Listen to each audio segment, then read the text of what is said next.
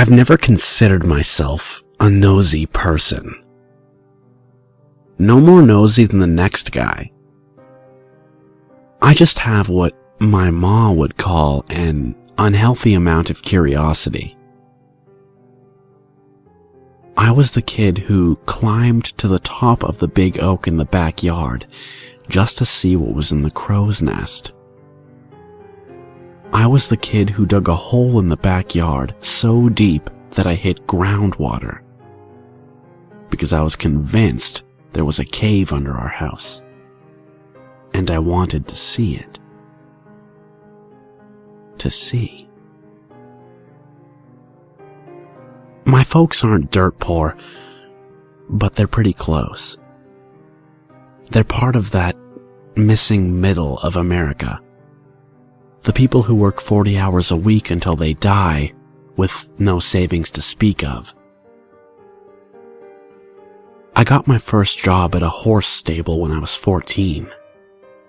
It didn't last very long. I knew I needed to get a job because I knew we needed the money. So I bounced around for the next few years, washing dishes, waiting tables, until I graduated high school. Pop was really tough on me about college. He never went. Nobody in his family had. So there were a few fights about where I would go after school. It was a huge shock to me when, just after graduation, he drove me down to the uni. He'd been classmates with the dean, and they'd come up with an arrangement where I'd get a full scholarship, provided I made good grades and worked for the university. I never felt like a scholar. In high school, I kept my head down and did just enough to get by, pulling off B's and a few C's. I wasn't interested in learning, because learning wasn't interesting. Uni was different.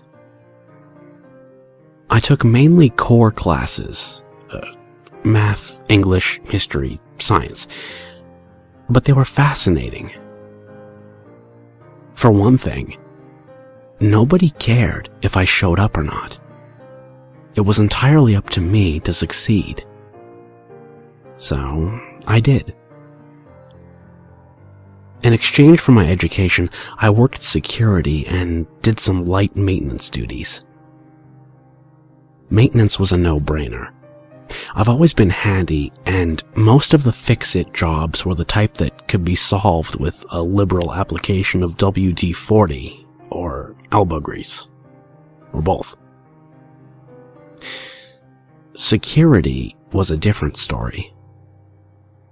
Security gave me superpowers. The job itself was pretty easy. I got a uniform, a badge, a flashlight, and Ma gave me some keychain mace for my birthday. No, I didn't get a gun. They weren't allowed on campus anyway. I worked mostly nights and weekends, and doubles during long holiday breaks. I was to walk around the full campus twice in a night, checking the labs, computer center, and library. The rest of my time was pretty much my own. There were two other guards, Jake and Al, but they worked different shifts from me. We had overlap nights on Wednesday nights where we'd get together for about an hour to discuss any major events or changes. There might have been some beer at those meetings, but I'm underage, and you can't prove anything. Jake worked mostly day shift, and Al worked swings and some overnights during the week. Jake was a younger guy, training to be on the local police force, so he took his job pretty seriously. On the other hand, I'm pretty sure Al mostly slept during his shifts. Al was 2 years older than dirt, so he deserved his rest. Remember that bit about superpowers? My first night on the job, Al gave me a huge keychain with about 1,000 keys on it.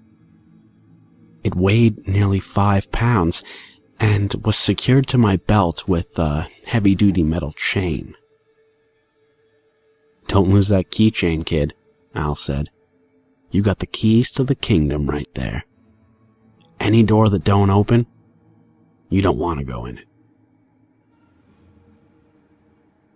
My work hobby, the thing that kept me awake on those long cold winter break nights, was exploring. I made it a point, every night, to open some door that I'd never opened before. I started in the new section, where the library and computer center were, opening each room, each closet, and making a map in my head of where everything was. Some nights I might explore 2 or 3 rooms. Some nights I might not have time for anything more than an odd, out-of-the-way broom closet.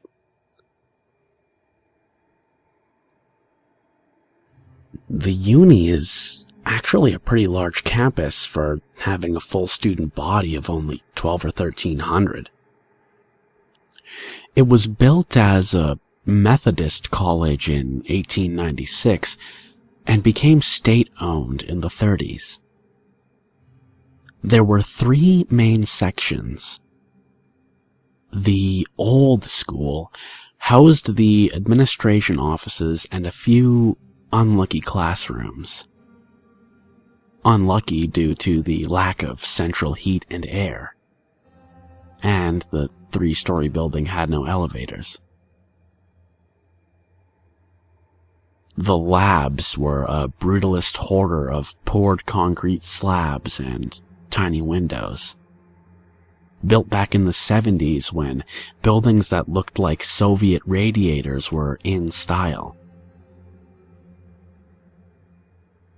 The new library was steadily losing its new, built in the late 90s boom, and made in that unique red brick and glass style like everything else during those years.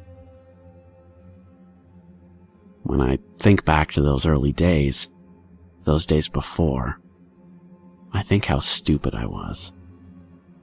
How naive. I should have thought about winter. I should have thought about the solstice. By December of my sophomore year of college, I had cleared every room in the new library. I'd opened every door, checked every closet, and had a good mental map of the whole building. It was ultimately pretty unimpressive. I found no buried treasure. No secret stash of missing computer supplies cached in a forgotten closet. I did find a small, sweaty stack of bad porno mags in a supply closet in the basement level. Wicked, wicked cowgirls. Well, who was I to judge? December is a slow time for the uni. After the mad rush of finals, the campus was suddenly deserted, the remaining few staff seemingly lost.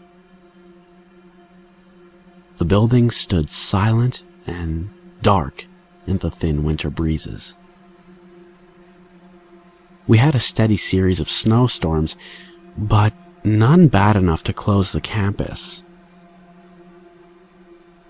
I made sure the sidewalks were clear and the entryways salted, and otherwise tried to stay indoors. Besides, I had the old school to explore. The main old school building, Downing Hall, was a 4-story V-shaped building.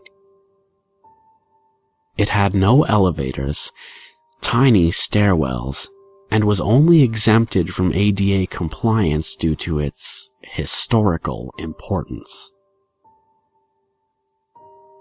It had no air conditioning, save for sporadic window mount units that were only permitted to be installed on the rear of the building, so as not to spoil the building's historic charm.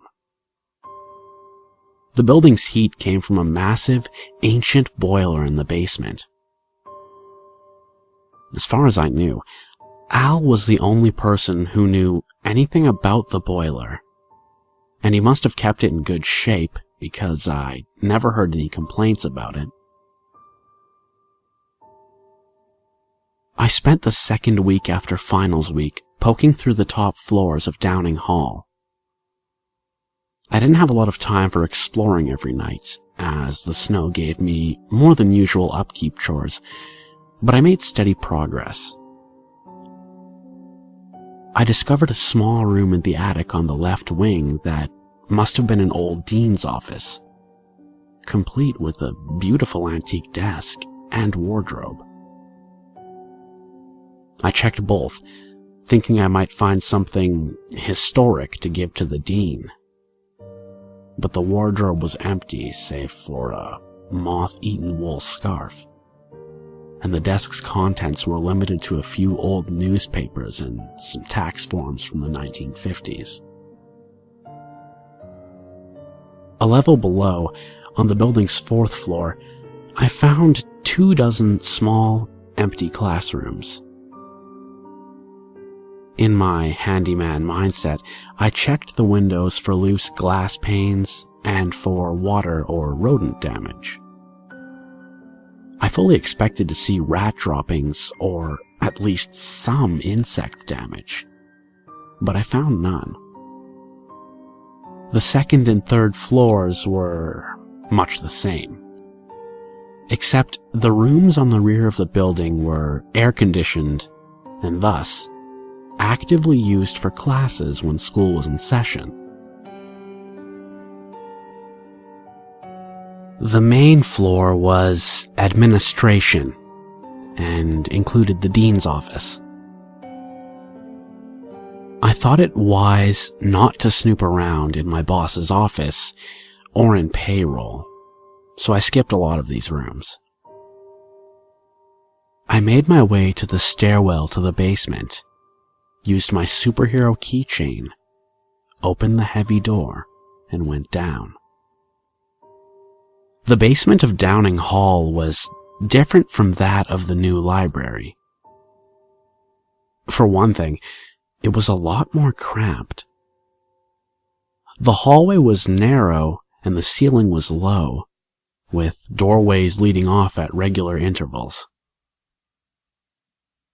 I checked every room, flipping the old 2-button switches to on, using my flashlight on the dark corners. I had carried a few packs of spare light bulbs, the fancy new CFC bulbs, in my satchel, thinking to replace any that had burned out and save the environment while I was at it. The little rooms contained mostly junk. Spare desks, filing cabinets full of 40 and 50-year-old papers, old holiday decorations, and so forth, lit by naked, hanging bulbs. I'm not an imaginative kind of guy.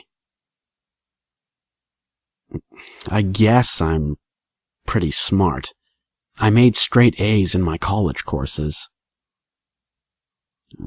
It never occurred to me to be scared. I didn't think I'm alone in a creepy old basement. This was my place, my job, my hobby. And it all seemed so normal. By the night of the 20th of December, I had made my way to the boiler room, The furnace was a massive monstrosity of iron and rivets, pipes and gauges. It was hellishly hot in that room, and equally loud. It was, however, neat and very clean. Al kept it that way because, he said, a clean boiler lets you get more shut-eye. The furnace had been converted from coal to gas at some point, but the soot had stained the walls of the room, and the old coal chute still opened in one of the corners. I had no intention of giving the boiler room more than a glance. I'd been there dozens of times, and there was nothing to see. Just a workbench and the furnace itself. When I noticed a small door to the back and left behind the furnace. Strange, I thought to myself. I'd never seen that door before. But then again, I had never stood in that particular spot beside the workbench, and I'd never really looked. The door was smaller than a normal door.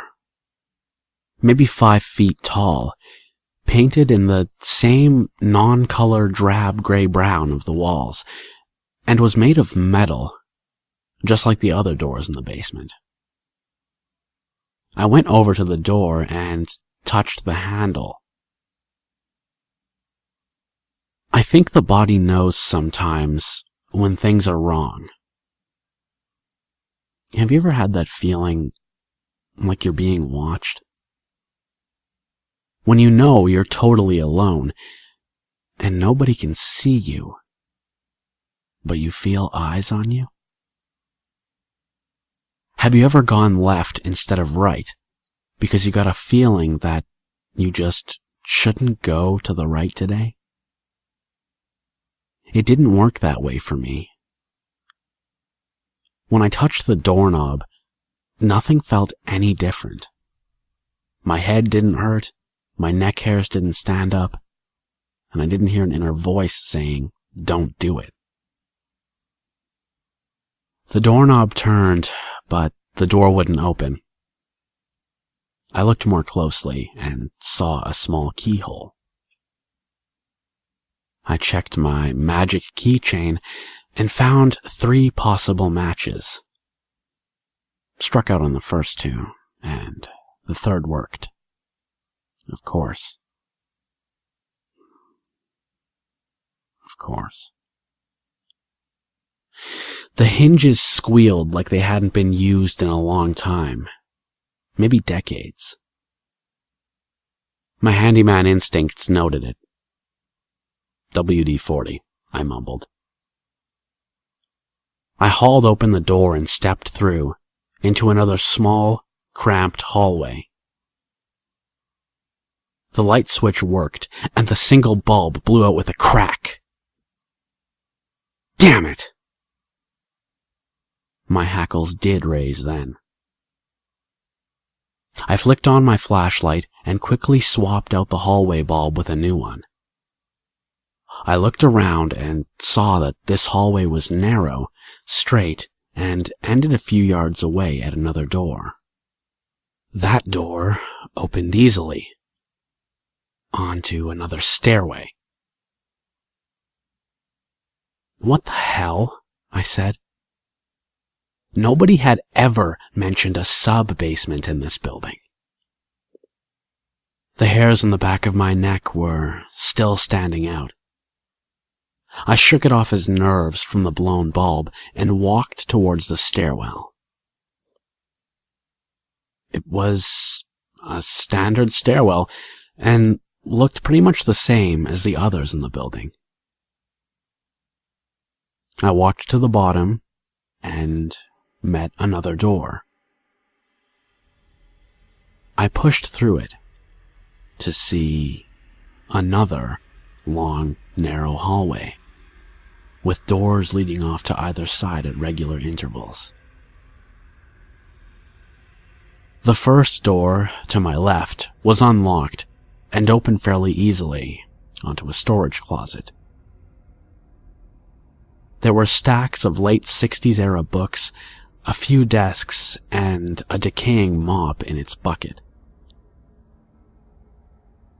The door across from it was unlocked, but didn't open so easily. I hauled the door open to find a larger room that looked to have been used as a classroom. There were desks, a blackboard, anatomical diagrams, and posters on the walls. Everything was covered in an inch of dust and appeared to have not been touched in a long time. Why would anyone put a classroom down here? I mumbled to myself. How would they even convince students to get down here in the first place? I remember thinking, at that point, that I must have somehow discovered a back way into the other wing of the V-shaped Downing Hall. Maybe this is where the old science classes were held, before the labs were built. I moved on to the next set of rooms. They were both classrooms, abandoned, dust-covered, and mostly empty. So were the next pair, and the next. I saw a total of 12 disused classrooms in that hallway, and a small break room, complete with a lonely coffee pot. I also found 2 small restrooms. I didn't spend much time checking them out, as the lights didn't work and I didn't really care to replace those bulbs. I found myself getting slightly nervous. I was in a strange section of the campus, and I was working alone that night.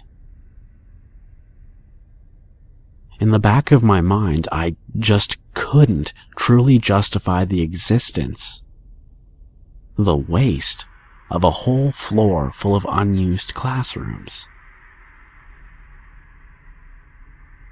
When I got to the end of the hallway, I met another steel door. I opened it and saw another stairwell. I was fully expecting this stairwell to go up, to connect to one of the other main stairwells in Downing Hall. The stairs only went down. This was the point, I remember, at which I began to get scared. No way. There's no way these stairs go down. How would anybody get down here? Here. The stairwell echoed at me. I should have checked the time. I should have been concerned with finishing my rounds. I should have been hungry for lunch. I should have ran. I started to climb down the stairs. This stairwell was unlit and appeared to be much older and in much worse condition than the others. It was also longer. Much longer. After a few minutes of walking down the steps, I began to count them. At every 12 steps, there was a small landing, a turn, and another set of steps. Down. After 10 landings, I reached another door. It was unlocked and opened easily. The hinges squealed and the echoes died like lost things in the dark. I groped against the left wall for a light switch, and there was none. I checked the right, and the wall was equally smooth. I cast the flashlight around, but saw nothing. Nothing forward, nothing to either side, and nothing above. I snapped my fingers, listening for the echo. I may or may not have heard one. I slowly came to realize that the room into which I had entered was enormous, cavernous, possibly the biggest room I had ever physically experienced. I shrank back to the doorway for a moment. This room can't be here, I said to myself.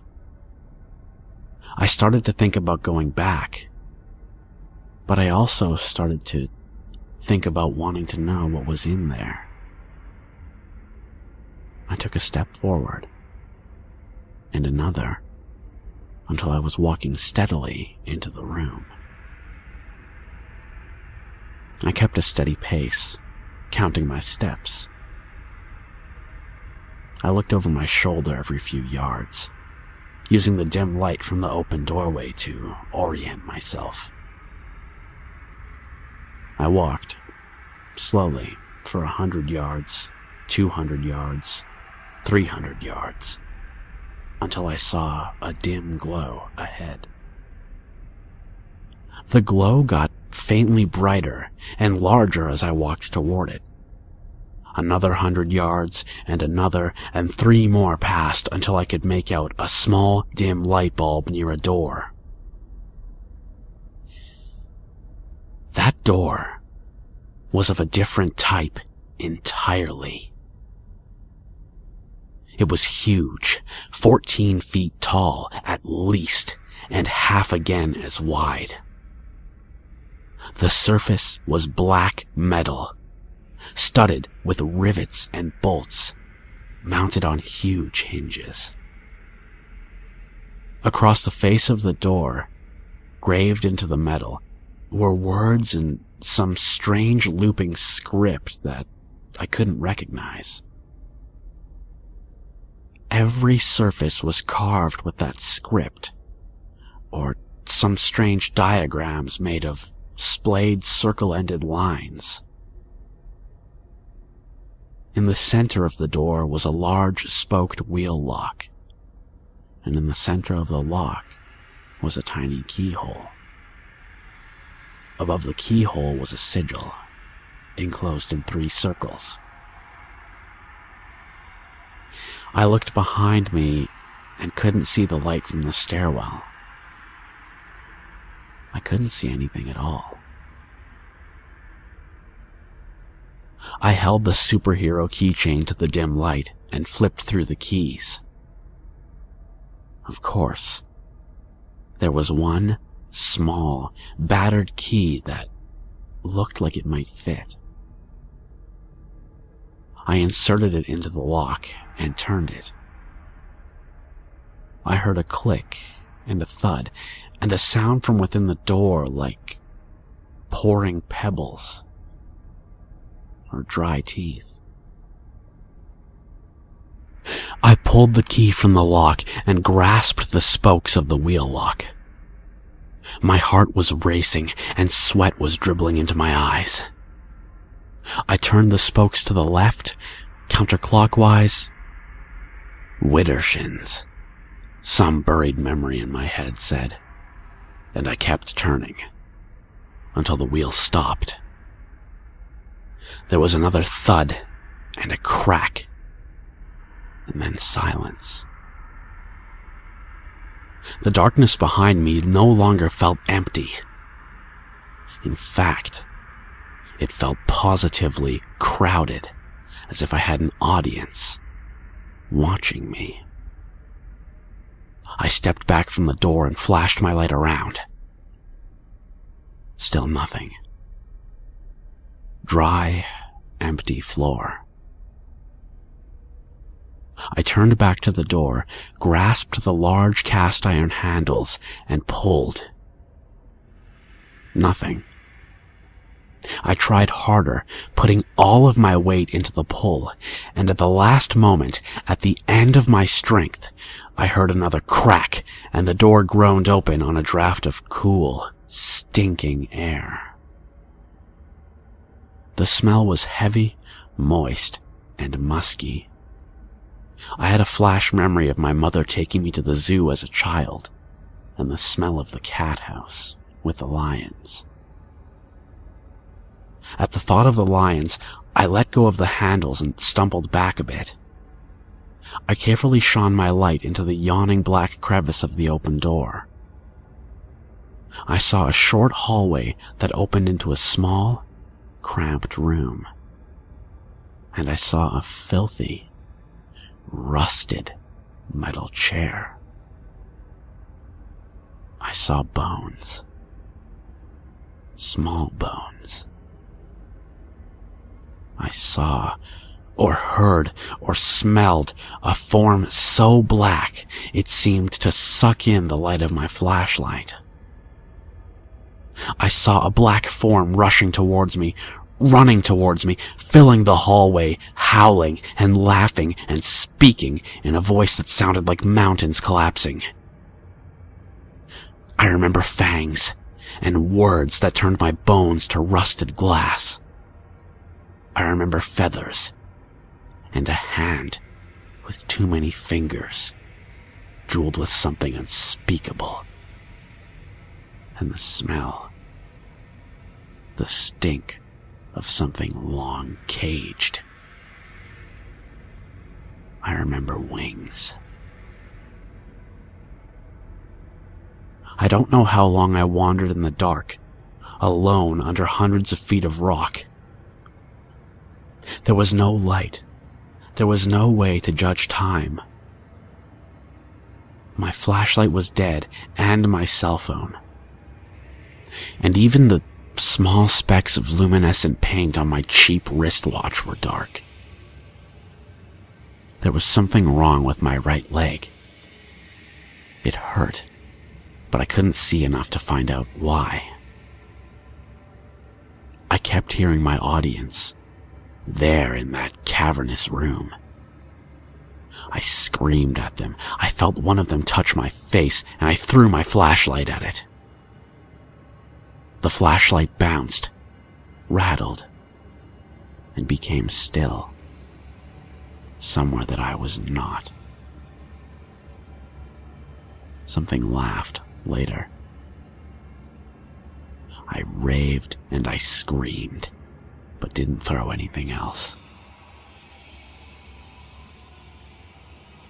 I found the doorway after hours or possibly days of crawling. There were no lights in the stairwell. After years of climbing, I crawled into that first forgotten hallway.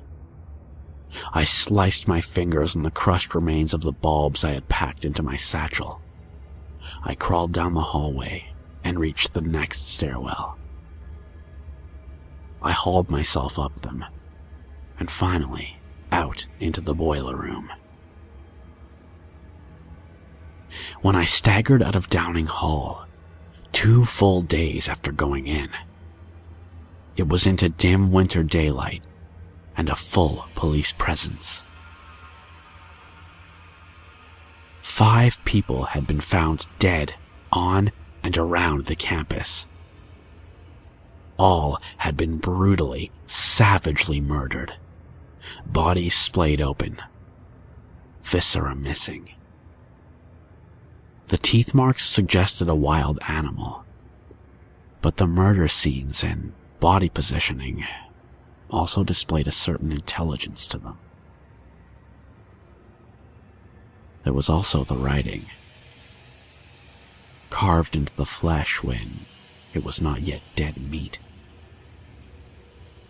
The cops wouldn't talk about the writing. The cops wouldn't talk to me either. Not afterwards. When they first saw me stumble out into daylight, covered in blood, they assumed that I was the perpetrator.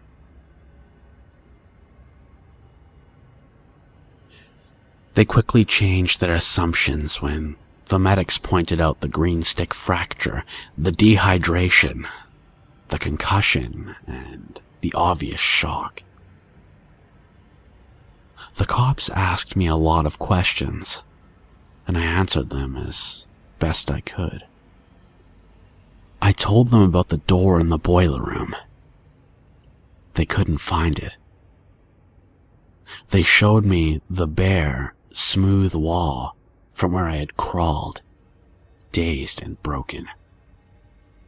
My tracks stopped at that wall. 2 cops tried breaking through the wall in that spot, only to meet old brick and older earth past that. The cops wanted to know where the long, black feathers came from, stuck to my clothes by dried blood. I didn't know, and I didn't want to know. The cops, the medics, nobody would look at me anymore. The scars on my face, the deep, gouged out writing, was not a sight that most would want to see. I was marked.